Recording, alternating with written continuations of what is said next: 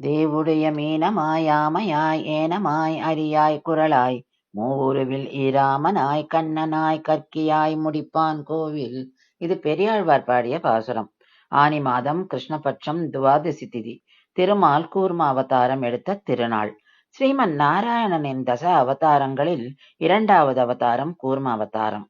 தேவர்களுக்கு அமுதம் கிடைக்க பார்க்கடலை கடைந்த போது மத்தாக பயன்படுத்திய மிக கனமான மந்திரமலை வழுக்காமல் இருக்க தாமே ஒரு மேடை போல வலிமையான கூடு கொண்டு மூடிய ஆமை வடிவம் எடுத்தார். ஆந்திராவில் ஸ்ரீகாகுளம் மாவட்டத்தில் ஸ்ரீ கூர்மம் என்ற ஊரில் கூர்ம அவதாரத்திற்கான கோவில் உள்ளது. ஸ்வேத மகாராஜா பெருமாளை கூர்ம அவதாரத்தில் சேவிக்க வேண்டும் என்று தவம் இருந்தான். அவனுக்காக காட்சி கொடுத்த இடம் இது. கூர்ம அவதாரத்தில் எம்பெருமானை இங்கு நாம் சேவிக்கலாம்.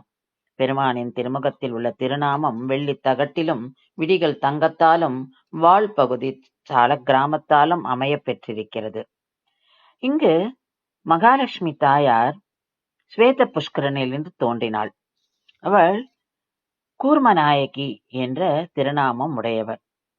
இவர் வரத முத்திரையுடன் கருட வாகனத்தின் மீது எழுந்து அருளியுள்ளார்.